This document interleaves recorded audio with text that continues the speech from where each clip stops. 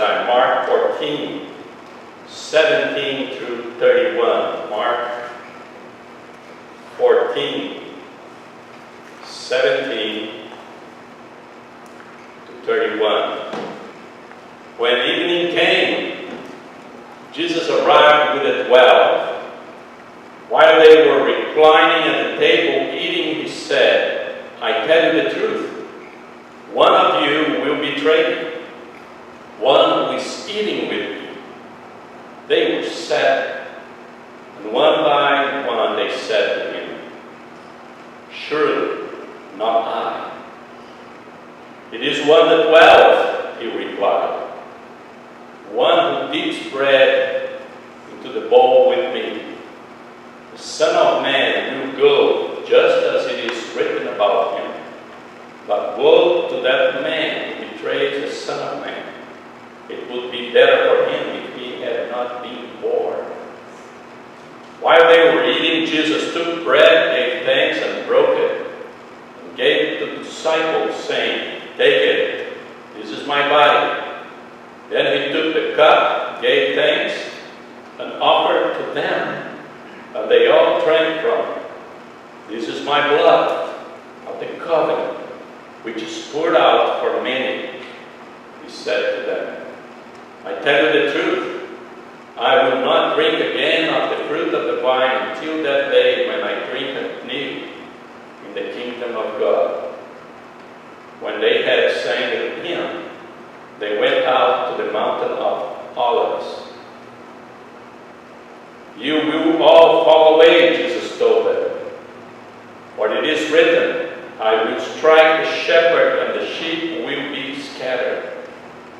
But after I have risen, I will go ahead of you into Galilee. Peter declared, Even if all fall away, I will not. I tell you the truth, Jesus answered. Today, yes, tonight, before the rooster crows twice, you yourself will disown me 3 times. But Peter insisted emphatically, even if I have to die with you, I will never disown you. And all the others said the same. And this is the word of the Lord. Thank you. Let us pray. Father, we pray that your Spirit during this time will help us to learn your word, to meditate in your word, to receive your word, to learn your word. We pray in the name of Jesus. Amen. This text that tells the end of communion time there, the end of the Passover, Jesus is ready to finish, to close everything, and then leave to the garden. It's interesting because we see so many things right in this small part of the story. And we learn about the apostles. Every time, I don't know about you, but every time that we talk about the apostles, there is a kind of, they are all the way out there, and we, at least me, are all the way down there. It's a kind of, we're so far away from each other. And we are so different. They are so good, and they are so holy, and they are so powerful, and they are this, and they're that, and they did this, and they changed the world, and we start looking at their lives and learning from them, and we think that, wow, they are great. We imagine good and holy men who followed Jesus during his ministry. 3.5 years with him, watching, seeing, witnessing all those wonderful things, the teachings, the miracles, resurrection, lepers being purified, and people with the physical problems being healed, and all that kind of thing, confrontations. It's those guys there. It's very hard to measure up with them. We think that we would never be in the same level with them.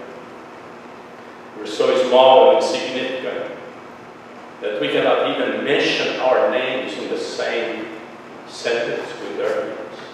They are all the way up there, and we are all the way down there. But in this text, Mark is able, in these few verses, 17 to 31, in these few verses, Mark is able to give us a picture that if the apostles had the opportunity, they would hide that. They would redact that. That is a good word that we're learning lately. They would kind of scratch that, tear that out. Don't say that. And remember, this is Peter talking to Mark. This is Peter telling the story. And he could skip that part, right? I'm not going to tell that part. But this story here helps us to understand that they were not the most perfect people on earth. They were not. It was not because of their perfection, and this is what we need to learn with them. They were not called because they were perfect. They were not called because they were good.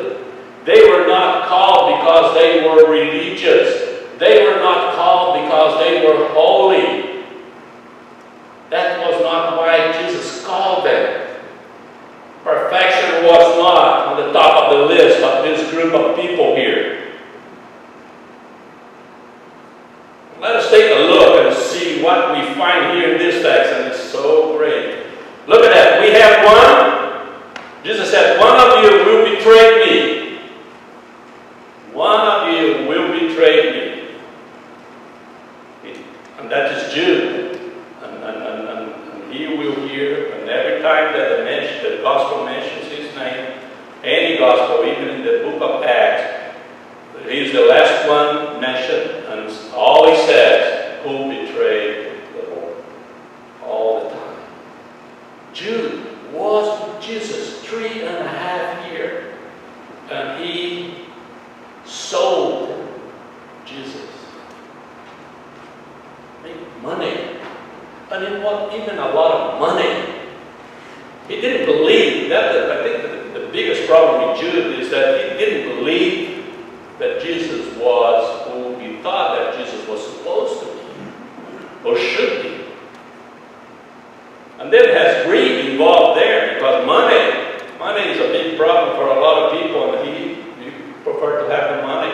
I give him how much you're willing to pay for him.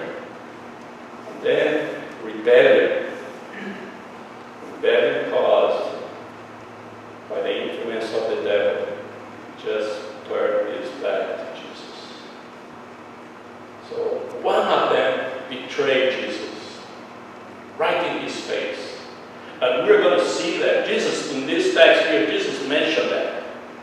So people, they knew. Jude knew that Jesus knew. And then when Jesus was in the garden, Jude came and kissed him. That was a sign. So the guy that I kissed, because it was dark. They didn't have cell phones with light and flashlight and all that kind of thing. And it was dark. I said, how am I going to find those guys? Everybody dressed like the same. They look like the same. That beard, all that kind of thing, overhead. Everybody looks like the same. He said, well, I know him. And I will kiss him. So the guy that I kiss, this is the man that you meet. So one of them betrayed Jesus. Some people think that, wow, seems that Jesus didn't do a lot of good job there. How he missed that. It was part of the plan, but we don't understand very well. But one betrayed him. The other one will deny him. And we're talking about Peter, the big Peter, the one with the keys, the one that was the first one to say something, to answer questions, all those things. Peter was right there.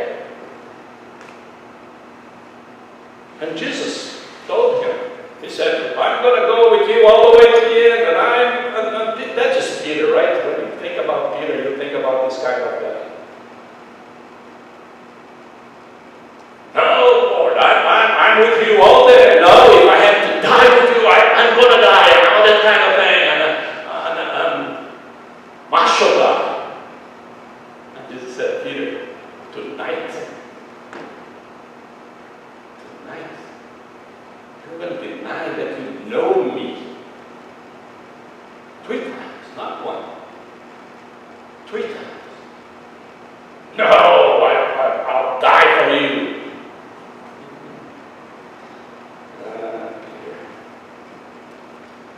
Then Jesus was arrested.